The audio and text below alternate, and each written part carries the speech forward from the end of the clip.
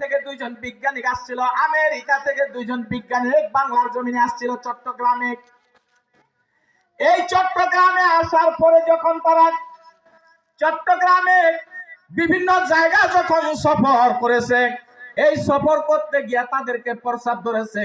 রাস্তার পাশে গেছে, খ্রিস্টান তো রাস্তার পাশে গেছে প্রস্রাব করবে, দাঁড়ায়া করুক বা বসে করুক, একটা প্রস্রাব করার জন্য সে পজিশন নিয়েছে।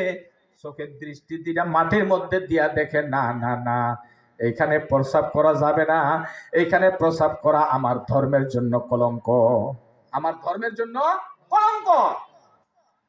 ওই বিজ্ঞানীকে বাঙালি, যুবকের দল, ওই বিজ্ঞানীকে বাঙালি প্রশ্ন করেছে, জনাব আপনি ওখানে প্রস্রাব করতে গেলেন, প্রস্রাব করলেন না, কারণটা কি?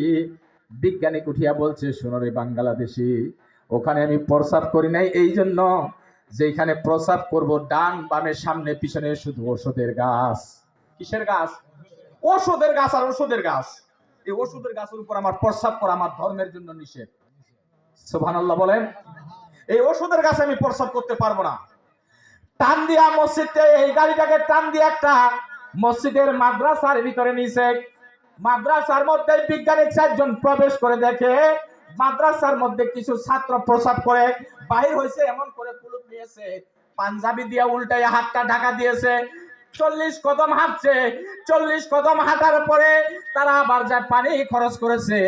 পানি খরচ করার পর ওই বিজ্ঞানীরা তাওরাতের একটা কথাকে অনুসরণ করেছে, যেই যুবক প্রস্রাব করে ঢিলা কুলুপ ব্যবহার করবে, পানি খরচ করবে, আল্লাহর পক্ষ থেকে তার কোনোদিন পুরুষত্বের অসুখ হবে না। সুবহানাল্লাহ বলেন। পুরুষত্বের অসুখ হবে না যদি নবীর সুন্নতটা আপনি যে মানেন। এই সুন্নতটাই যদি মানেন, আপনার পুরুষ যুবক, আপনার কোনোদিন পুরুষত্বের ক্ষতি হবে না, পুরুষত্বের কোনো বেমার হবে না, অসুস্থ হবে না। আমরা কি তাই করি? ওই বিজ্ঞানীরা এখানে প্রবেশ করে দেখলে যে ছোট ছোট মাদ্রাসার ছাত্র এইভাবে করে, এইভাবে প্রস্রাব করে, এইভাবে করে।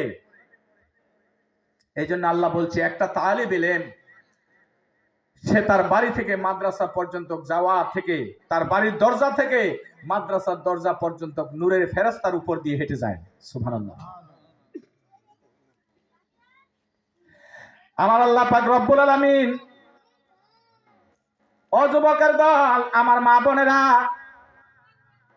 একটা নারী যখন হাইজ হয়, একটা নারীর যখন মাসিক বেমার হয়, আমার নবীজি সতর্ক দিয়েছে, একজন নারী যখন তার হাইজ হয় তখন তার শরীর অপবিত্র অবস্থায় একটা নারী তার ঘর, তার বাথরুম, তার গোসলখানা, তার পাকঘর পর্যন্ত যাওয়া প্রবেশযোগ্য, এর বাইরে যাওয়া নবীজির নিষেধ আছে, যাওয়া যাবে না।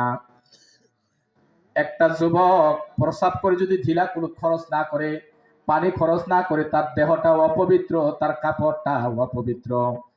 এই অপবিত্র যুবক যখন, অপবিত্র মানুষ যখন এই জমিনের উপর দিয়ে হাঁটাফেরা করে, চলাফেরা করে, এই জমিন আল্লাহর কাছে দোয়া করে, আল্লাহ আমি জমিন দিয়ে আদম বানাইছো, আমারে ক্ষমতা দাও, ওই যে নাপাক ব্যক্তি আমার বুক দিয়ে হাঁটাহাঁটি করে তাকে আমি গ্রাস করব।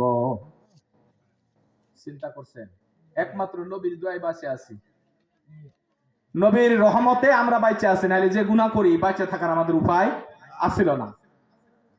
এই আমার খিজুরপুর গ্রামের যুবক, এই আমার মা বোনেরা, আমার আল্লাহ পাক রব্বুল আলামিন আপনাকে আমাকে ডাক দিয়েছে, আমার রাসূল ডাক দিয়ে বলেছে, যুবক রে, এই আমার পর্দানিশী মা বোন, মিলাদ মাহফিলে গেলে, জিকিরের মাহফিলে গেলে, একটা আলেম যদি একটা মাসলার কথা বলে, ওটা যদি আপনি শিখে রাখেন, আরেক আলেম যদি একটা মাসলার কথা বলে, এটা যদি আপনি শিখে রাখেন, 10 জায়গায় যায় যদি বছরে আপনি 10টা জিনিস আপনার আমলের মধ্যে আপনি এলাও করে হৃদয়ের ভিতর জারি করে রাখেন, কিয়ামতের ময়দানে যে কোনো একটা কাজ উসিলা করে আল্লাহ আপনাকে জান্নাত দিবে।